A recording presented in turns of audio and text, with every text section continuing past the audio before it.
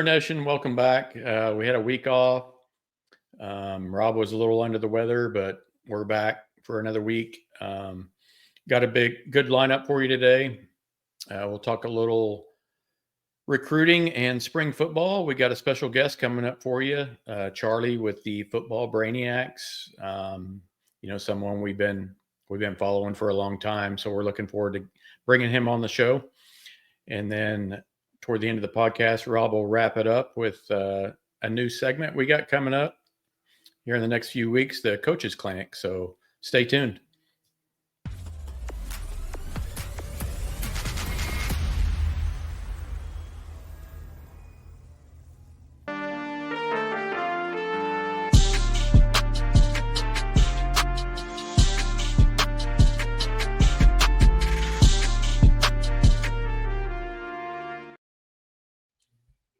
Hey, Rob, how you feeling, man? I'm feeling good. Feeling better. Yeah, you were under the weather there for a while. Felt like all week. Yeah, it was a thing that like attacked the entire family. We all like household. Individually. Yeah, the household. Like it just went one to the other, and I was last. I thought I dodged it. I thought I kind of like. It's hard to dodge. Just when you think you're in the clear, and then all of a sudden you're like, oh, here it comes. But yeah. But I'm glad I got my energy back, and I've just, as soon as I had any sort of energy, I went right back to the film, went back to my dashboard, started getting ready for our little clinic series that we've got going on here, and here next week actually. So, but that's gonna be a lot of fun. No, I'm looking forward to that. I know you put in a lot of effort into it, and I forget the coach you got joining you, but you can fill us in a little more of that here in a little bit. Hey, we got our special guest waiting in the green room, Charlie from the Football Brainiacs. Hey, welcome in, Charlie. You may have to bring him in, Rob. I'm not sure if you. Yeah. Let's see here. All right, there we go. Hey, there I am. Yeah. How's it going, Charlie? What's happening, fellas? Yeah. I heard you guys talking about the illnesses going around. It's crazy. I mean, now I shut you off. I got you on my phone instead of my computer. Oh, okay. There we go. Okay. Yeah. No, I heard about heard you talk about the illnesses. Brutal right now. Brutal. It is. Everybody's dealing with it. It's not local. It's just kind of a nationwide thing. Flu, strep, bird flu, whatever you want to call it. It's just running around right now. So, yeah. Hey, I hate to pull you away from OU softball because you're kind of the play-by-play guy on the Football Brainiacs website. You're constantly giving updates. It is so much fun. I never thought when I came onto the Football Brainiacs that it would turn into a 1,000-comment event. You know, last season we had 1,000 comments on a softball thread. Mm-hmm. It's amazing. Yeah. Oh, it's just a sense of community over there. That's what it is. No, we all like talking sports. We all like hanging out. Yep. We all like supporting OU. So and I really want to recognize the Football Brainiacs. Rob and I have been following y'all for years now. I don't know how long you've been out there, but it is a great community. I appreciate that because that's what it's all about. You can get information everywhere, but this community is really it really keeps me here. It's important. Yeah, I consider you the play-by-play guy for the softball games, and you have about 50 or 100 color analysts that get on there with you. That's for sure, and they all love it. I think it's great. It's a good time. Yeah, no, it's a good time. So I'm glad you do that. Softball's been our what do you call it? Our bell cow, I guess you could say, for the last few years as far as OU sports goes, and so I can't wait until February every year until softball kicks off. But it's definitely a nice bridge to June and the football season when you really start to feel it. That's for sure. And Absolutely. we're so fortunate that we're supporting the back-to-back national champions. So that helps. If they pull it off this year, if they pull it off this year, we're going to be talking 6, 7. Yeah. 8. I mean, it's not going to be. Yeah, I know this isn't one, about whatever. softball, but this is a 1-year window for everybody else. Because Yeah. they have the best class coming in next year. Mhm. They lost so much of this year, and it's a 1-year window, and Patty's got it. It might not be that big of a window this year with the way they're playing right now. Yeah. What's the score right now? I haven't 3-0. Second Okay. inning. Okay. Yeah. I would assume we're winning, so I don't even have to ask. So pretty much.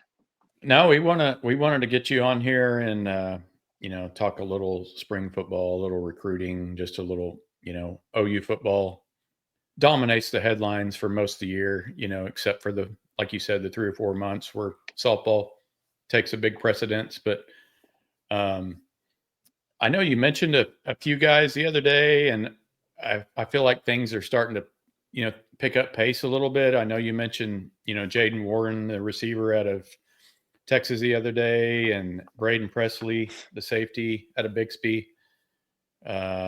The edge guy who's gotten a lot of traction here lately. And then there's been the Bo Bentley quarterback, and then Taj Overton. Sorry, I'm just naming off a lot of names right now. So just trying to, who's the other guy? Sincere something? Sincere A linebacker. Johnson, linebacker out of Ohio. Yeah. Yeah. That's all I know right now off the top of my head. So well, to be honest with you, that's all you need to know right now. And that's kind of where, and Caden Jones is somebody else too, and Noah Best. Yep. But you named, a bunch of the guys that are OU's in really good shape with, or looking to be in really good shape with. It's a different, it's ever evolving, this whole recruiting process. And, we've grown accustomed to Brent having his class basically filled at the end of June. Mm-hmm. And, at some point, you got to start putting the W's on the board to maintain that, because you want a certain level of player. And you can fill a class. They can go out and fill a class tomorrow, but they're aiming for a certain level of player. And, right now, there's not a lot to sell for, Oklahoma right now, aside from Oklahoma and Brent Venables. There's good stuff, but there are some questions. And the negative recruiting is very real right now. Very real. And it's going to take, a little time this year, I think. It's not going to be a 15, 16 person class at the end of June. I think it's going to stretch. So it'll be a little different for everybody this year. Yeah. And I did notice there were some guys that locked in for the Champ U barbecue or whatever that's in June. I noticed that happened the other day. That's always a good thing. I know we probably get a lot of silent commits that weekend. It seems like we always get 2 or 3 silent commits. You always have to stay hush hush on that. Yeah. A lot of times. Yeah. I know things that you can't always publish, of course, but so 6-7 record, 2 out of 3 years now having a losing record. I can just imagine the negative recruiting that you talked about that's going on right now. Yeah, there's a lot of, they're not going to be there next year. It's flat out is what I've heard from multiple recruits. And it's been a long time since, I would say it's been never for me. Right, I was going to say, never. I'm going back. I'm going back and thinking about it. It's been there's been position coaches that guys have, been able to pick on and say, oh, that guy's not going to be there. Yeah. He's not, But I've been with Kay for 7 years at the Brainiacs, and I've never had to deal with, this coaching staff isn't going to be here. So it's, I guess you probably wouldn't. It would have to be before Bob, and that's I think any of us that this, the coaching staff in Norman is under such tremendous, a microscope, and that's where we're at, and maybe that's a spark that gets things going in the right direction. I want to take this opportunity actually to talk a little bit about my thoughts on Brent as a whole. Awesome. Because there is a narrative that we're anti-Brent at TFB, and it couldn't be further from the truth. Everybody from Ryan to obviously James to Kay to myself, even the Texas guys, we want Brent to succeed because we don't want to have to go through building connections and the whole process on our own. So it doesn't make any sense for us to be anti-Brent. On the other side, I'm pro OU, and where things are at right now is not where it should be for OU. And that's evident to everybody. And I guess the dilemma is it, is 3 years enough? Is it 5 years? Is it 4? What's the cutoff? Yeah. We've seen 3 years of Brent. We've seen 2 6-7 seasons and a 10-3 season against possibly the easiest schedule Oklahoma ever played. Right. And people want to have, issues with, well, they still went 10-3. Yeah, but those 2 losses they had, they shouldn't have had. Yep. So it's more of a pro OU. I love Brent Venables. He is a tremendous man. He is very honest. He's open. He's transparent. He's a good man. He's a decent man. He runs a clean program. He does things right until it gets to the game. And that's where the problem is. And that's where it's hard to make I don't even know if you want to call it observations or more along the lines of criticism or the positives. I try to give Brent every positive I can give him. And he runs a great program, like I said. He has guys I've never seen a group of guys more bought in than what he has in Oklahoma. Those players love him. They love each other. They want to play for him. They want to play for each other. Yeah. So all that's right. It's just got to come out on the field at some point. Yeah. Yeah. For me, going into this last season, I think the fatal error from my perspective is you went into the season with 2 young quarterbacks that were inexperienced, and you did not have a quarterback coach on your staff. And that seems like a pretty big fatal error to make in January and February before the season. And you have these 2 young guys that are going through spring, going through summer, and then making this big jump into the SEC. And you can see some of the errors that Jackson made that would have been easily drilled out of him. One of the plays that sticks into me is that Missouri play where he fumbled the ball. Yeah. He had the ball down on his waist and he's scrambling out, and the knee hits the ball and it gets fumbled. You watch Mateer, he scrambles all the time. But where's that ball? That ball is up on his chest. And he keeps his chest square and he's looking downfield. Jackson, eyes down, ball at the waist, mistake. And those were obvious that Mateer has been drilled to not make those type of mistakes. Yeah. And that decision in January and February to mention of Kevin Johns on staff and how he was a quarterback, but that wasn't his role. His role was future scouting. JP Lossman. I mean, JP Lossman's been on staff for 2 years. Right. Yes, and there was these mistakes that the quarterback position was making that could have easily been drilled out if they had a quarterback coach there to actually develop the position. And I said mid-season on TFB board, what's going to get Brent fired is the same that most other coaches get fired for, and that is development of the quarterback position. It's the most important position in football. If you can't develop that, you're not going to win many games, and that could be the undoing. That's the undoing for a lot of quarterback or coaches is the development of the quarterback position. So sure. And if you're a defensive coach, as Brent is, that's where he sat there last year, and in a press conference he talked about, I'm a defensive guy. I know defensive, so I think of the offense in a defensive manner. You need to then address the deficiencies, I guess, in another way, and that means bringing in different people. That means giving them everything they need, and I don't feel like that's been done. I'm not going to rehash. Everybody knows my position on the quarterback situation in Norman for the last 3 years, at least on TFB.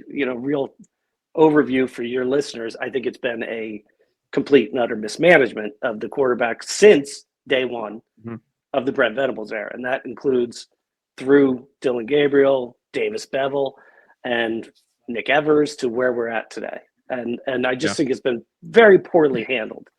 And that is what it is. And somebody might disagree with that. Somebody might agree with it. But it's a quarterback-centric game. You had a 5-star talent last year that you didn't give the best opportunity to. Jackson Arnold could go out there and really stink it up for Auburn. I don't know. But he certainly wasn't prepared to the best of, the ability that a program like OU can afford him. And OU being quarterback U, which they are, that was mind-boggling for all of us to watch. Sure. And, you're at the point where, okay, you got the quarterback you want, you got the OC you want, you brought his quarterback coach. That's awesome. But why didn't that happen 2 years ago? Why didn't that happen for Jackson Arnold when he was all of a sudden named, he's the face of the program? I won't get into the whole debate about Dylan staying or going or why he left. He left. It was known he was leaving. That was it. But at that point, Jackson Arnold's your quarterback. It's not Mike Hawkins. It's not anybody else. It's Jackson Arnold. So why didn't you do everything possible to, build him up and help him be their quarterback? Yeah. Since we're on the subject of Venables, Rob and I's been talking a little bit about Brent here lately. Rob's got his concerns about Brent, running the defense from the sidelines. And Rob, I'm not going to sit here and put words in your mouth, but you want to elaborate a little bit on that? Yes. Yeah. So I don't really know many D1 coaches or actually many coaches in NAIA or D2 or FCS that are head coaches and call defensive plays. Like, I don't really, I honestly, I've been researching. I was like looking, I'm like, does this exist? Because the game of today's modern game, it's all about offense scoring points. It is tailored to scoring points. And as a defensive coach, also a head coach, also being a defensive coach, you're having to react to everything the offense is giving you. And the offense controls the tempo. They can go fast. There's so many different tools they can make to make the game go fast. And that concerns me as you're trying to be a conduit between the offensive game plan and the defensive game plan, and you're calling plays at the same time, reacting to all these offenses and the tempo that, especially in the college game, that gives you. I'm just like, I don't know it's hard enough to be a head coach and call plays. I mean, it just seems like a lot for one guy. I mean, you have to be a very special mind to be able to be both those roles on game day. Yeah. Well, to give that, I think the last defensive, the one I know, the most prominent caller of plays was Brent Venables 2 years ago. And right. When Ted Roof was here, Brent was calling the plays. The game would start with Ted Roof calling the plays, but by, first quarter, Brent's calling the plays. So my concern about that, about being the DC, it's not so much game day. I agree with you. There's absolutely going to be some conflict of in-game, but my bigger concern is during the week and prepping the team. Are you the DC or are you the head coach? And you got Bates, you got Valai, you got Hall, you got these guys who know the defense, but Brent's so hands-on, he runs those meetings during the week, or he has in the past. I don't know if he will this year. So he's doing all of that. And then you get to game day. Game day is probably the rest for him. Like we used to, we talk about having, the guys when they work out for Schmitty during the summer, the game days are the rest. Well, it's probably the rest for Brent is on game day when he's calling the defense. I do like the hire of Kevin Wilson to perhaps take the role that Matt Wells had in the first 2 years, which was being the game manager in Brent's ear. And, helping him make decisions and calling the game on, from time management, timeouts, personnel, whatever you want to call. Oh, okay. He'll be doing a little bit of that. I like that. I actually like that more than I like the thought of Kevin Wilson working with Ben Arbuckle.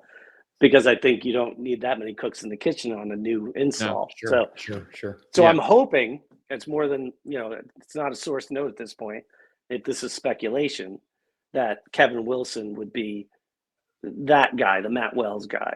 And in that case, it takes a little bit off of Brent's plate, during the game for the offensive side. Yeah. I think all three of us are in agreement. I didn't know that would be his role. And with you saying that, I think all three of us are on board with someone in his ear. Yeah. I would assume that's his role. Like I said, I that's only me speculating right now. But that's what Brent needed, was somebody. If he's going to be calling plays, he had a Matt Wells 2 years ago. Yeah. This year, I guess it's going to be, or I hope it's going to be, a Kevin Wilson type. So you got that going for you on that front. I like that hire. I like the Goodwin hire. I like what he's doing. I think you guys know from reading our board, my position was, why are you going to go out and try to get a top level DC like Jim Knowles when you have Brent Venables and he's going to try to get his hands in the cake anyway on defense. Right. Take that $3 million and use it elsewhere. They made it. Yeah. Never made sense. Yeah. No. Good point. Yeah. And it never really, whatever. It wasn't going to happen for a myriad of reasons. And the main reason, in my opinion, is that Brent's not going to trust his make it or break it year to somebody else at the end of the day. Yeah. So whether, go ahead. No, I'm glad that fell through, because I don't know how it was going to work. Not any of us sitting here just doesn't know how it was going to work. Yeah. I just see both of them just beating heads most of the season, to be honest with you. And maybe that's what Knowles and Day were doing a lot up at Ohio State, for all we know. So I'm glad it fell through. I think everything kind of worked out the way it should have. But yeah, I'm very excited about the possibilities. I really am. I truly am. Kay and I will sit here and talk about the roster. I'm very excited about the roster. I think the roster is as much talent as any of the top, say, 4 teams in the SEC. It's right there. They don't have the explosive skill players and proven yet, but everywhere else they're deep, they're talented. They do have talent at skill. Mm-hmm. They have a quarterback who's experienced. It's going to be a lot different coming from the Pac or the Mountain West or whatever you want to call it last year to play in the SEC. But there should be a lot of excitement, but it's hard to be excited after the last 3 years. And I think that's the malaise that even the recruiting, if we go all the way back to that, I think that's where it all ties together. It's hard to get excited. You like listening to Brent, you like his message, you like what he stands for, you like what he's done in the past, you like all these things, but you just don't like what he's done at OU as a head coach. So that's a hurdle right now. Right. Spring practice is starting in less than 2 weeks. Yeah, the 6th. The 6th of March. I feel like 80% of the focus is going to be watching the offense and how they do this new install. Everybody's going to see them. Do they have success? What are they? They had some success early spring last year. If memory, we started hearing Bauer Sharp's name. We started hearing this. We started hearing that. But that, I know. Sorry, Rob. I saw you wince there a little bit. But don't you think that's the focal point this spring? We know kind of what we're getting back with the defense. So all eyes are just kind of focused on the offense at this point. Yeah, it's going to have to be. And that's going to be the poison, the rat poison for Sooner fans in general, that they're going to have to, they're going to hear of a Bauer Sharp. And, to be fair, Bauer Sharp did turn out to be the best receiver last year for Oklahoma. So it wasn't just TFB. Everybody kept hearing about Bauer Sharp. And you just didn't know the rest of the pie was going to be so spoiled. So it was, you're going to hear guys pop out. You're going to hear stories and source notes. And that's what we try to convey when we're giving source notes, that these are people that are there seeing this and they're relaying their opinions and their thoughts. And that's all it is. he looks, I'm going to say, we'll bring up Giovanni Gibson.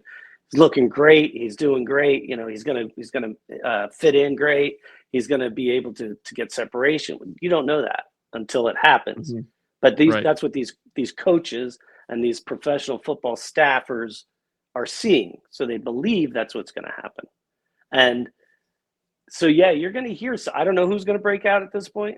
I mean, I can tell you right now, though, you can fill off basically a checklist. You're going to hear 2 receivers. You're going to hear 1 running back that stands out. You're going to hear about a tight end who's, leading the charge at tight end. And I hope so.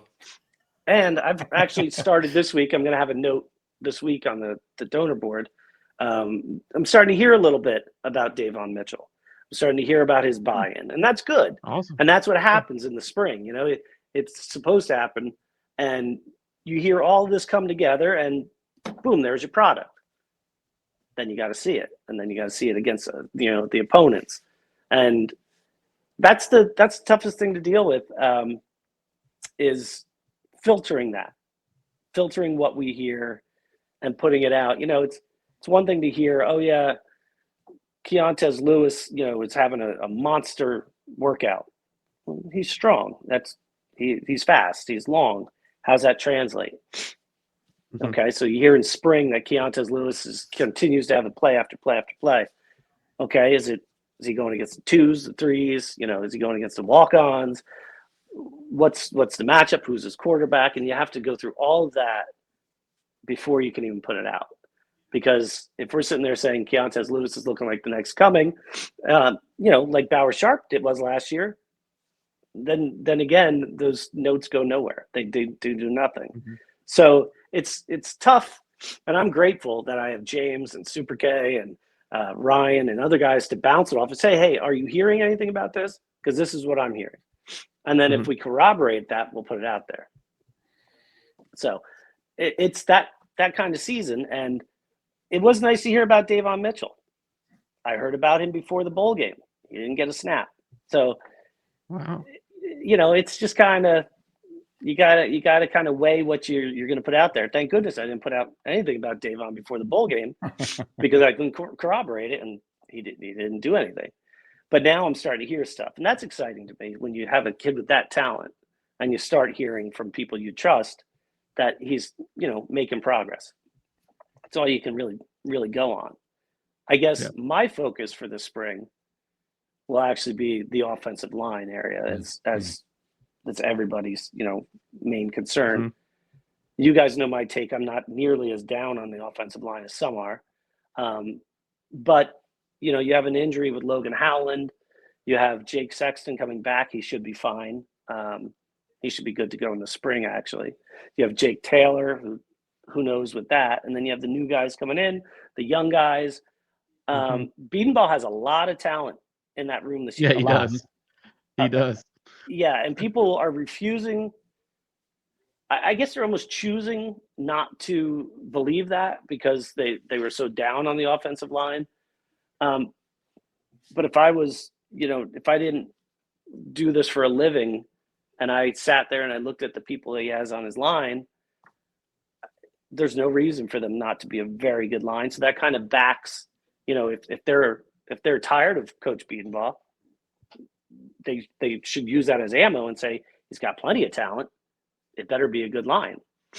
Derek Simmons was coveted by so many people in the transfer portal. Biedenball got him. Luke Baklenko, the kid from Stanford, he's a good depth piece. You brought in the best offensive line class in the country, in my opinion, and I'll stand on that for the high school ranks. Fasusi and Foji's not quite ready, not probably going to be ready, but Michael Fasusi is going to be a guy that should challenge for playing time, whether it's in the second spot behind somebody or even push for starting time. He should play. Like whether he started, he's going to be a rotational piece, don't you think? They're not. You don't think he's going to be?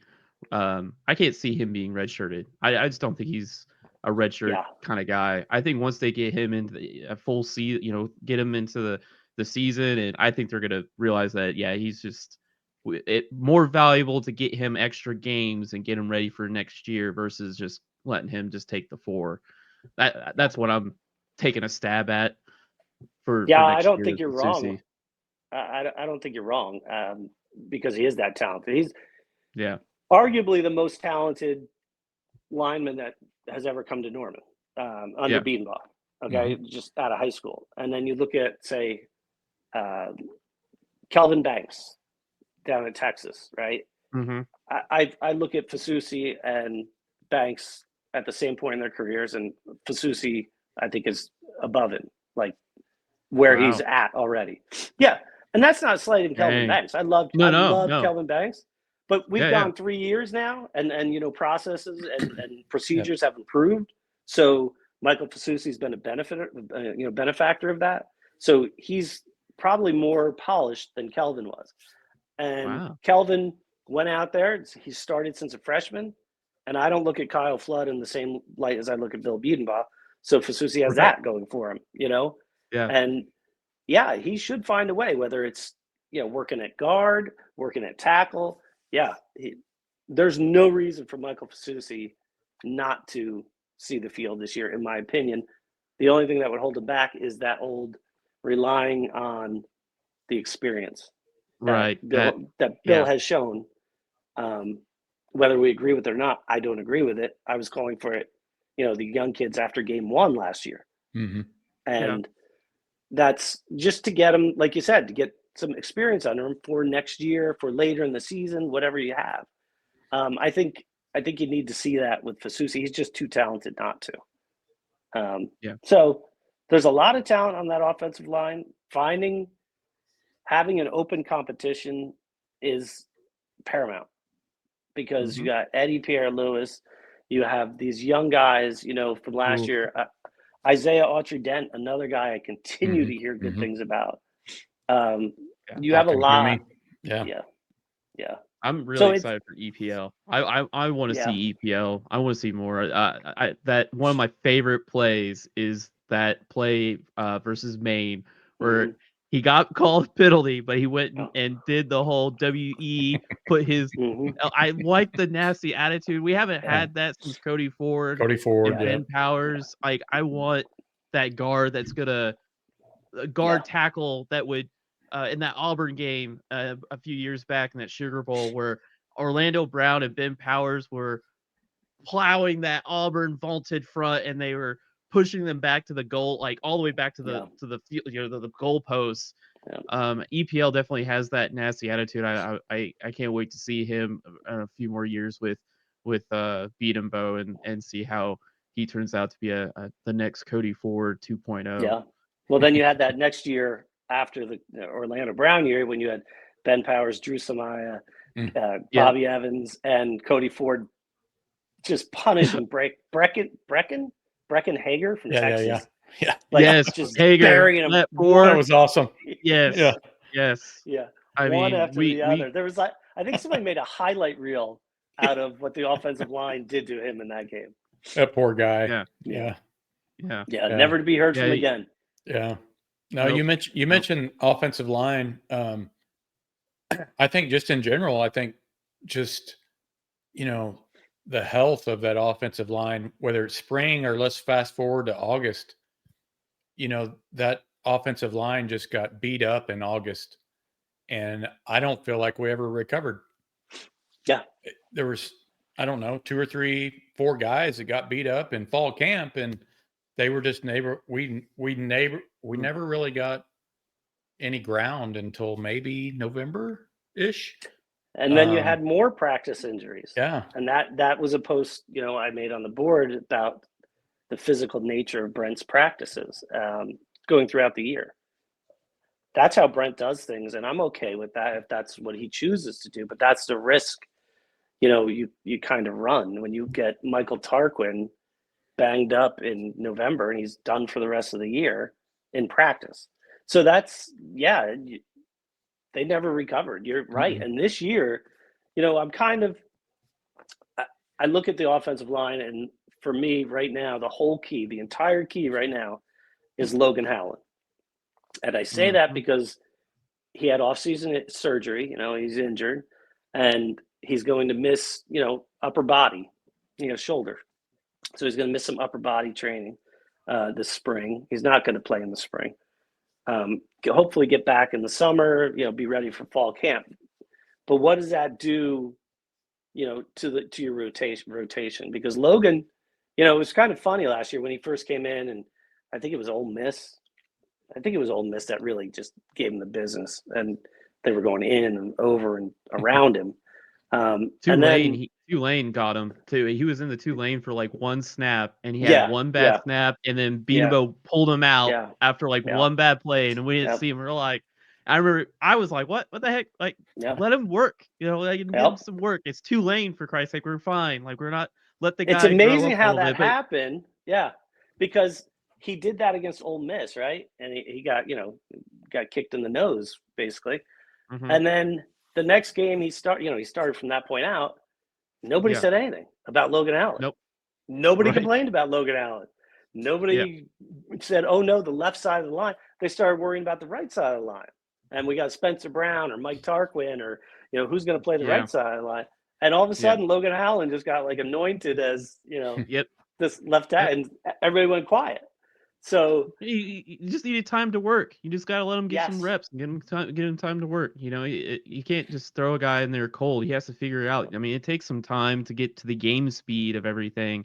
And I felt like he was kind of robbed of that early in the year. You mentioned about the, leaning on the experience more and not the young guys. It takes time to get to the game speed. But you're right. Once he got in there, he manned that left side and didn't hear anything about it. Everyone went to complain about the other. Everyone was silent. It was amazing.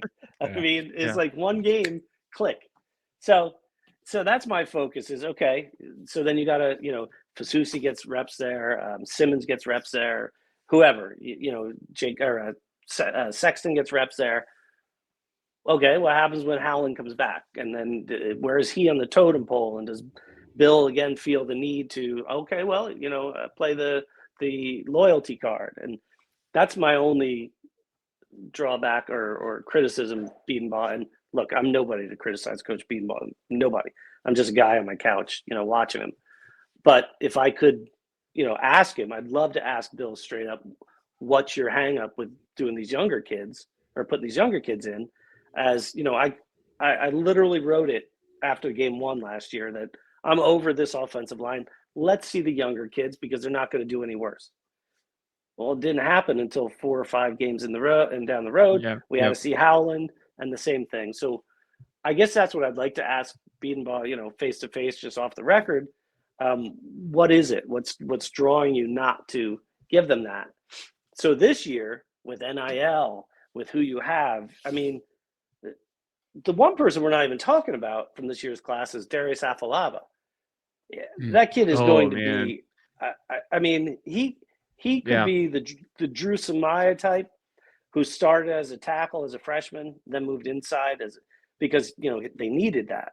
But he's bigger, he's meaner, he's faster, and he is a guy that, again, on any normal year, for any normal team, you would be saying, oh, he could come in and do something. So he brought in 3 guys, in my opinion, that could contribute, play some role immediately. Not saying they'd be stars, but then you have Owen Hollenbeck, who I'm going to have a note on this week again, who is as strong as advertised. That kid can move weight, and that's awesome. That's what it is. He's impressing people in the weight room. So the problem is getting those 4 in this day and age. You have to play them, at some point, at some level. Yeah. We saw what happened with BJ Brooks, right? He came in, he's played 4 games. There was kind of a disconnect between he and the staff in regards to reshaping his body, and he's gone. He's not gone because he didn't like OU. Somebody offered him some money. He said, I don't have to do what they want me to do at OU. I'll go out here and take the money. So it's, they're going to come after Fasusi. They're going to come after Caden Green. Caden Green is our example. So you have to get him in, and I hope there's a way, and maybe it's interior. I don't know what it is, but yeah, I'm very excited about the pieces that Bedenbaugh has, and I think if he can play the best 5, if he starts with the best 5, I think it's going to be hard to duplicate last year, which is a good thing because you don't want to duplicate last year. No. Yeah. Hey, one thing I wanted to circle back on, and I don't want to keep you too long here, Charlie. I know you got to get back to the play-by-play on OU softball. It's 4-0.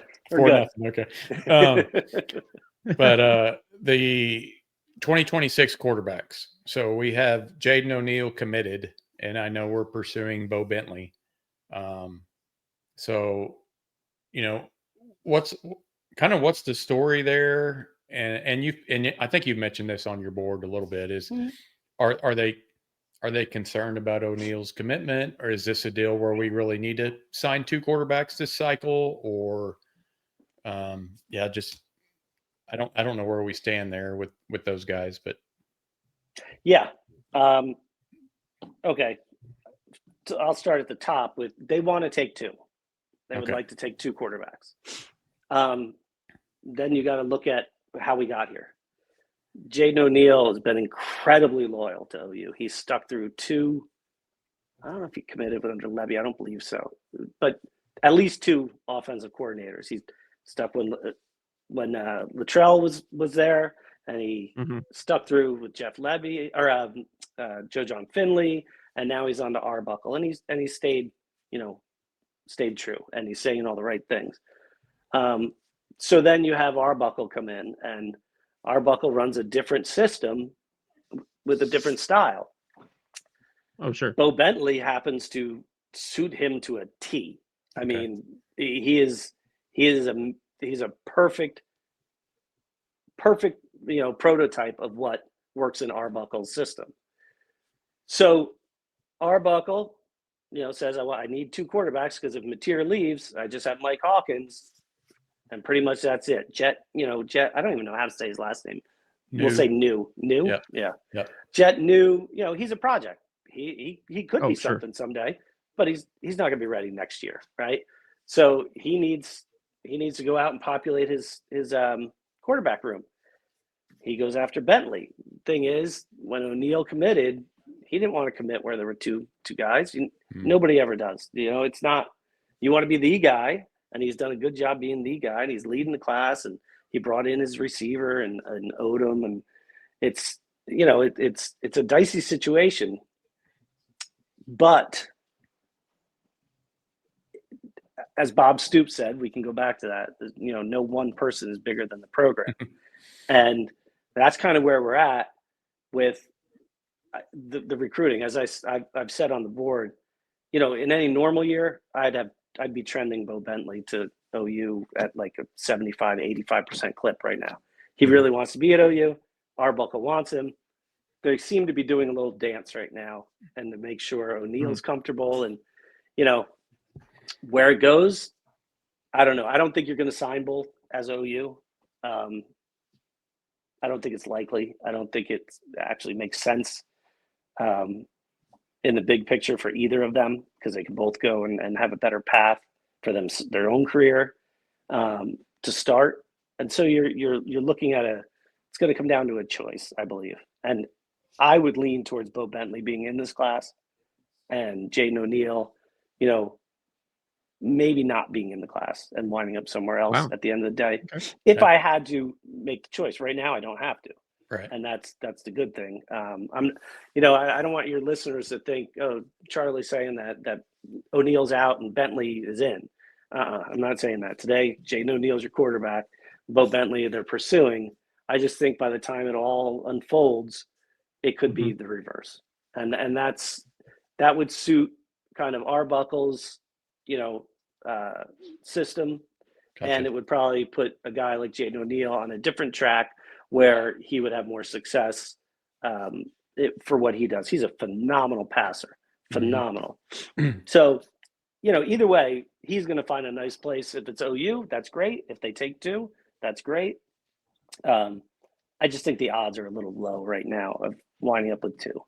Okay. So it's kind of a tight wire walk until you really, until push comes to shove. And if Bo Bentley gets to a point where he's like, yo, I'm ready to commit to OU, that's where the rubber really is going to meet the road, because that's when it gets really dicey with Jaden O'Neal the other way. And he's going to say all the right things, and Jaden probably feels like I'm gonna stay no matter what. He's not scared of Bo Bentley, but when the NIL kicks in from other places, say, hey, well, we'll up your deal a little bit and give you a more attractive path, that starts to creep in, and you can't blame kids these days. And I'm not saying it's only NIL and it's only this, but when you put all that together, it could look a little different, down the road if OU goes and pushes and takes Bo Bentley's commitment. So I I appreciate you kind of clarifying that, because I really wasn't sure, where we were at on both of them, bringing both of them in or not, but they'd like to. They would love to. Yeah. Oh, and we would always like to sign 2 a year, right? We've seen way too much attrition and guys leave over the past few years, but anything else we want to touch on for recruiting? Well, I actually had a question. I mean, I don't really follow recruiting too much. Like, I'm the one that likes to, kind of keep my ear to the ground, and then I like to see them get on campus. I let the class kind of develop over 2 or 3 years, but I do get excited about hearing some big names and everything. But what would be your position out of this in this class that has to hit big? Out of all, as far as building a class, which position group needs to do good for the future 2-3 years? It takes a couple years for these guys to come in. So what position group would need it the most in this class? That's a good question. I think you guys know my personality. I'm always going to revert to the lines of scrimmage, to the trenches. I think first of all, it's quarterback. So let's put that out there. It's a quarterback-centric game. Right. So I am never going to deny. Besides quarterback. Yeah. Okay. So besides quarterback, let's look at the trenches, and they still need to. This year they need. They got Trent Wilson last year, but they still need some more DTs. Defensive tackles, interior guys. So that would be on my priority list. I'm always going to say offensive side. So let's remove those. Even the tackles on both sides of the ball, because I'm always all about that. So then I would go to, is it edge or is it wide receiver? Ooh. That's a tough one. I mean, you got a lot of talent in edge, but you have talent at wide receiver. You don't have the elite talent at wide receiver. So, okay, I'll balance that out. I want a wide receiver, an impact wide receiver, more than an edge for this class. Yeah, and usually I'm a defensive guy, but I like Danny. I like what they have. I like CJ Nixon, who has a high ceiling. So you have pieces there. So you don't have a stud wide receiver. Let's go down to, let's keep going before I make my decision. You go to running back. You're probably going to lose 2 or 3 after this year. And you really brought in Torrey Blaylock last year, an impact there, but I think you can find that in the portal. Go to corner. I think we might be hitting there. I think corner. Wow. Yeah, corner is a place I need to attack this year. In the high school ranks, you got Cortland Guillory from last year. You got Tristan Haynes from last year. You don't know how they're going to go. So out of all those guys I just listed, I want a corner. And I want a stud corner. Wow. I want a corner that can shut down. I want a corner that can come in, 3 inches taller than Eli Bowen. Just get me that stud corner. That's all I want, because we haven't seen Brent with a shutdown corner. We haven't seen his defense with a shutdown corner yet. And what I mean by that is, you're forgetting about that side of the field. You're forgetting about that guy. And we haven't seen that. Eli's doing a great job. We've had some other guys do decent jobs, and I'm okay with the safety room. If you take away the quarterback and the lines of scrimmage, I want a corner. That's where I'm at. Yeah. And Brent, his Clemson defenses when you look back at his defensive front gets a lot of the noise, but he always had Mackenzie Alexander was one that got drafted to the Vikes, and then He had another one, Booth, right? Andrew Booth was another big time recruit of his. He always had a corner that he could just leave on, just take that X, or take that big time X bully outside, and he could take his Isaiah Simmons on and move him, his cheetah, and be able to move him around and do stuff. You can't really do that if you don't have that shutdown out there. So yeah, that's a good one. Changes your zone. It changes, your coverages. It changes the whole. Yeah. Like you said with cheetah, it makes the cheetah important. Because right now, I don't think OU's even using a cheetah. Or last year they didn't. They used the Sam, and they used it. Yeah, the Sam and the nickel is all they used. They didn't have the combo guy. And when you have a shutdown corner out there, it changes everything. I just want to see that. I don't care if they get him from high school or the portal. I just want to see some Alabama, Georgia type, LSU old days, not nowadays, but those big corners who just take away that side of the field. Gentry Williams could be it. He's got the talent. He's got the skill. He can't stay on the field. So what do you have you heard about his shoulder? Like, is that because his shoulder, is it the same thing that Dalvin Cook kind of went through with his shoulder, where it kind of pops in and out a lot and he has to have a brace on it? Like, what's the story there? That's what it was. I don't know. There's some obviously I don't know, gamesmanship talking about the new injury that he had last year. I mean, James wrote when they shut it down, it was like week 3 and he was shut down for the season, but nobody reported he was out for the year. Right. James is the only one that even mentioned that. Oh yeah, by the way, Gentry Williams had shoulder surgery. He's out for the year. Yeah. And sure enough, he was. I can't sit here and tell you which shoulder it was this year. Or I believe it was the same one, but I can't. Yeah. I'm not going to pretend and make it up. But yeah, from my understanding, it just kept his shoulder or shoulders would pop out, and they had to be, it was a weekly thing. Ooh, yeah, I don't know how you fix that. No, there's some open field tackles. Offenses can get that corner isolated, run a sweep or whatever, and he has to come downhill and try to tackle a 200-pound running back. He's gonna have to put that shoulder on, thighs of 200-pound backs to try that. I hope he recovers. I hope we need him next year. We need that. Not only that, Gentry is such a great kid. I can't tell you how accommodating and how gracious he has been since he was a sophomore in high school. He is a great human being. He really, Gentry is.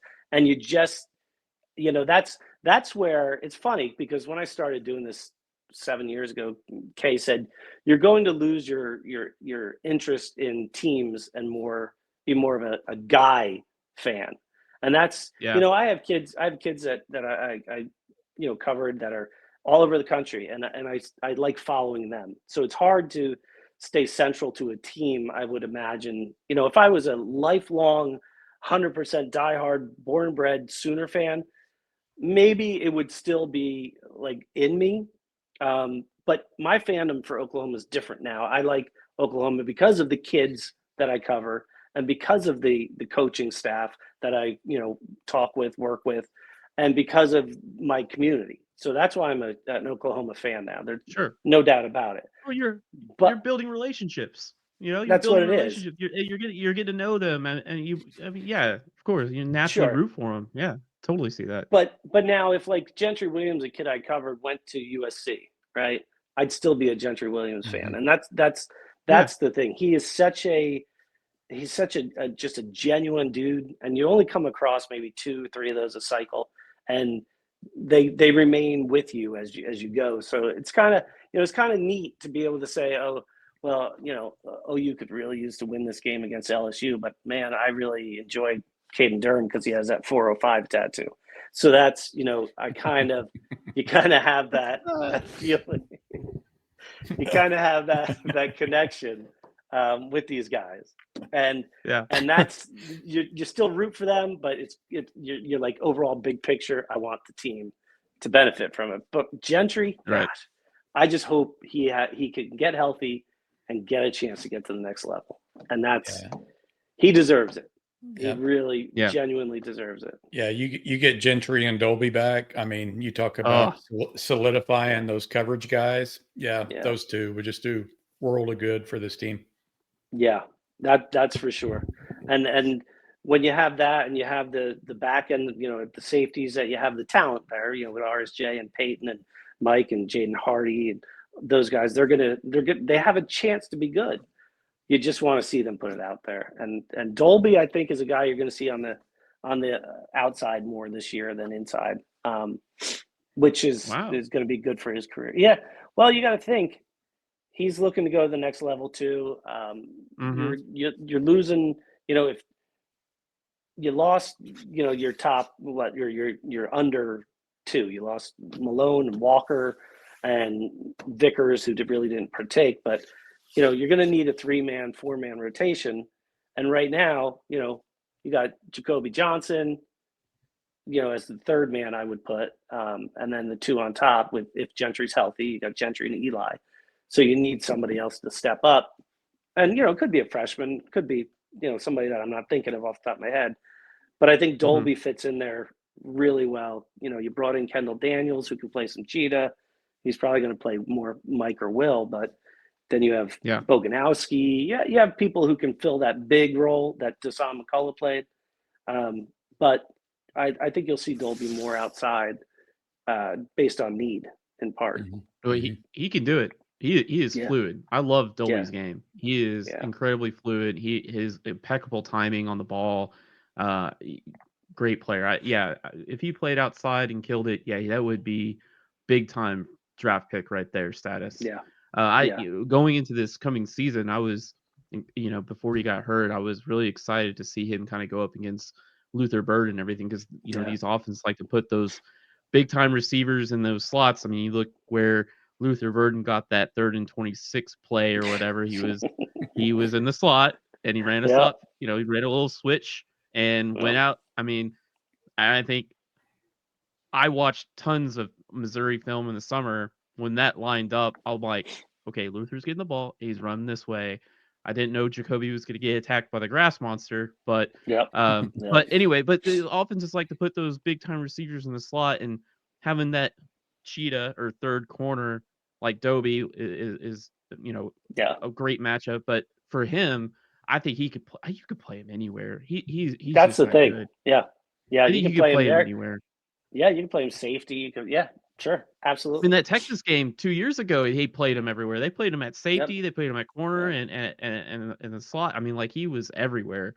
That was a big loss last year that I think kind of gets lost in the shuffle with all the other stuff. So, but Dolby and Gentry would be big time for next year, and I'm excited. I hope they get healthy and get ready to rock and roll. Yeah, I'm with you. That's for sure. Let me ask you guys a question. On your thoughts on next year, because I'm always looking for things to write about on the board. What are your, give me a concern about your defense position-wise and offense position-wise.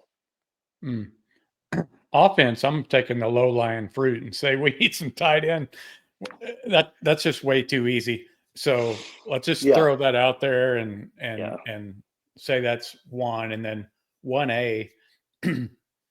I kind of want to see the wide receiver room just develop some like additional playmakers. Offensive line, we know where it's at, but I just want to see the wide receiver room have about 3 or 4 different playmakers to complement Burks and Jaden Gibson and those guys, just so we have just a multitude of weapons on offense. And I apologize, I jumped in, Rob, just kind of blurting out my offense. No, I wanted you to guys go first. here.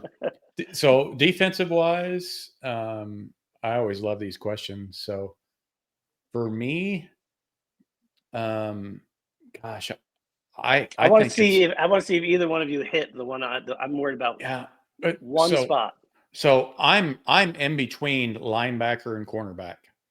Okay, and we just talked about the cornerbacks here for the last 10 minutes. So I'm actually gonna morph over to linebackers and maybe let somebody else take the cornerbacks, because I just think filling that Stutzman void and losing Lewis Carter to the portal.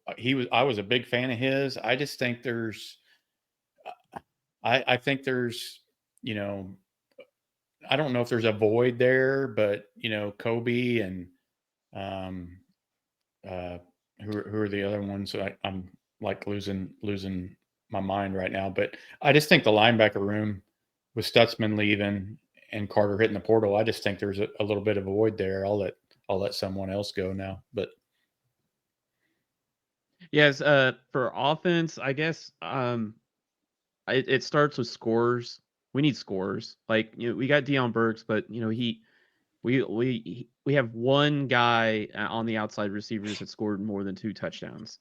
We need scores, and I think going from now until past that first game of the year, Arbuckle is going to be searching for and developing instinctive scores. They don't have to, they don't have to be the tallest and the fastest to be an instinctive scorer. Sterling Shepard wasn't the tallest and the fastest guy, but the dude just had a nose for scoring scoring the ball. I mean, he just scored touchdowns. He's gonna be Lee Morris, baby. Lee Morris, right? Lee Morris. Yeah, I mean, just TD Lee. We need Ohio State game. Yeah. Yep. Yeah, we need scores. The other offensive issue, I want an H-back. As much as Arbuckle likes to run counter and likes to run wide zone, we need blocking tight ends. Yeah. The third one, another one, center. I'm like JY. You need, like, quoting JY, you need a tip of the spear at that center position. Is Troy Everett that guy? I'm not sure. I want to see it. I want to see more. Defense, edge. It's about pass rush. I mean, we've got an uptick. So 2 years ago, we were 11% win rate. We ticked up to about 15%, all because our Mason Thomas just had all this production. It pushed us to about an extra 4 or 5%, right, in win rate. I want to see more from the edge. You gotta sack the cornerback. We need to get after. We need to have a consistent pass rush. And the other thing on defense is just eliminating the busted plays. You look at the Auburn game where we had a bust. We had back end busted coverages. It's just tighten up responsibilities on the back end and pass rush for me on defense, and then offense, it's scores, more scorers and scorers. Yeah, I can offer up this on the defense. I was like, I'm with you with the linebackers, and it's not so much what you have; it's what you don't have. And it was Danny. The defense would fall apart when Danny wasn't out there at times. Mm-hmm. It wasn't so bad last year. I will give him the credit, but at other times it would just fall apart. And I love Kobe McKenzie. I love the possibility of Kendall Daniels. I love Samuel Masaigo and Kip Lewis. Just something tangible there with Danny, though. So hopefully that can be overcome. Maybe James Nesta steps up and fills a role at the third linebacker. That's my concern. Don't get me wrong, Rob. I'm with you on the edge. I've been beating that drum forever. But if I can't stop the run with my linebackers, I'm in trouble. I'm in real trouble. Offensive, I want to say, I want to go with Brad and talk about the tight end. It just hasn't been a factor for the last 3 years. So I'm like, let's just play with another lineman. Okay. And I'll go with Rob and say, I need a scorer. I do. I need somebody, to find the end zone on a consistent basis and know how to get there. And I don't even know if Deion Burks is that guy. I like Deion Burks. I like what he brings. Right. I like what he brings. I like his skill set. I like what he can do. He didn't do it for us last year. And, he was injured. I get that. But there's nothing proven. And is it Sategna? Is it Elijah Thomas, the freshman, drawing rave reviews? But I'm not going to go there yet. But, you got, where's Zion Kearney? Why didn't he develop last year? I have questions. I don't even, give me a running back that'll score 10, 12 touchdowns. I need somebody to score the ball. So, that's where I'm at. So I'm with you both. We all did that well. Yeah. So, hey, I don't want to keep you a whole lot longer. I know you and I have never met personally, so this is the first time we've met face to face. So it's this is a blast. Pleasure meeting you. Pleasure Let's make meeting you. let's make a habit of this. Let's do this every few weeks. Anytime especially you guys will have me, I'll come on. Oh yeah, and yeah. It was a lot of fun, man. I yeah, feel like we for all barely those, touched the iceberg, man. I feel like we could be on here for like 4 more hours to dig into stuff. There's a lot, right? There's a lot. there is, a lot. yeah, There's a lot. Yeah. and for all of our listeners, I just want y'all to, if you're looking for a board or a community to latch onto, go follow the Football Brainiacs. Rob and I have been doing it for years. Just a very credible. I want to use the word credible because there's so many out there that aren't right now. Please go find Football Brainiacs, the Oklahoma edition, because there's a few other editions I'm not going to mention on here. And subscribe to the donor login, because you're going to get the most up to date information that there is out there. There's a lot of good stuff on your free side, but I just really like the pay side and just the up to minute information. I know I'm refreshing mine, a dozen times a day just to see if something new comes out. But yeah. I appreciate you guys, and I appreciate you saying that, because for me, it's all about the community. It's all about our relationships that we've made, and meeting you guys and supporting your podcast and your venture for going forward. And I'll let you guys drop the news about what you're doing in the spring. If you already have talked about it, that's great. We're going to support you there. It's just all about the community, and a place that's not, I don't know. It's just about being honest and being as transparent as possible. And that's what we try to do. And I appreciate you guys, being part of the community, because you are what makes it possible. And it's not, whether it's free side, donor side, it's people like you who are knowledgeable about football that come in and share with the community and do it in a constructive way. That's what we try to do. And I appreciate you guys for that. And I appreciate you having me on here. This is great. Oh, absolutely. We'll definitely make a habit of this. Great time. Like Rob said, we can sit here and probably ramble on for the next 2 hours. We could. Yeah. And we may just do that sometime, but absolutely. I don't want to take you away from your play-by-play duties with the softball game. I think it's 6-1 now. They just 6-1. Okay. Yeah. But all right, really appreciate it. And enjoy the rest of your week, and we'll talk to you soon, Charlie. Thanks a lot. You got it. All right. Thanks again. Bye, guys. Thank you. Bye-bye. Oh, yeah. That was fun, man. Just riffing away with Charlie. He's well connected, and I just enjoy all of his perspective on everything, just because he's got the contacts, and I know you and I depend on that for a lot of our information here. So good time. TFB is just genuine. It's just genuine, like all of them, from Ryan to Charlie, JY, Kate. I mean, it's genuine. Genuine doesn't always mean like good. It doesn't always mean happy. Sometimes you have to talk about all the bad shit that comes along. So that's just the way it is. That's what a board in a community is. You just share each other's pain and deal with it. You know what I mean? Yeah. Yeah. That was good. TFB is well, he said transparent. He's one of the reasons why I never really, when I discovered it 10 years ago, I was at Crimson and Cream Machine with Jordan Esco, and I was just every morning was just read whatever Jordan was. Jordan was an anti-sunshine pumper. He's still out there. I mean, he is realist as much as like real, and sometimes it can like be a little over the top. Right. But he moved to TFB, and I remember just one morning, he was just like randomly gone, and I was like, where did they go? And they're like, TFB. And I was like, what is a TFB? Like, what is that? And it was free, Brad. It was free for like years.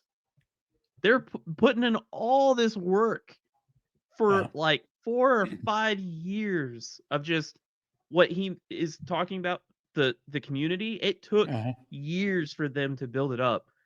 And that's what I appreciate. And We you get can into it. understand that. We can understand that a little bit, Rob. I mean, Yeah, we've been doing this for a year, and I mean, it takes work and effort, it and does. you don't want to charge people. You just do it for the love, and you just want to, Yeah, you just want to yeah, do it. yeah. So And they started their donor, and now it is by far like the best community as far as online boards. It just is like you go to some of those others, and I have a sub to I don't know, whichever one Drum and Thune are on, and then one to Sooner Scoop. I go in there because I like to read, I'll read, but there's always like when shit hits the fan, there is like a lot of negativity, like a yeah. lot of really wild stuff, Oh man. yeah. Like wild stuff. Yeah. And they don't really manage it. They don't really like because I think it kind of feeds into it a little bit. Yeah. Whereas the TFB board, like if you're an a-hole and you're a troll, you're gonna stick out. Like people are just gonna they're just not gonna care. Like they're just gonna tell you to like go somewhere else. Like it's Right. just that board is just not really that community is not really built for you to be an a-hole. Right. Like Right. they're you know what I mean? Not the I question things and I don't like it Yeah. and these are the Yeah. things Yeah. why. Just The a ones that are like blatant a-hole. blatantly like and the biggest example of all this is the Jim Knowles drama. You had the Jim Knowles drama where TFB was like, I mean, they gave you like just the, it was steady. consistent the Yeah.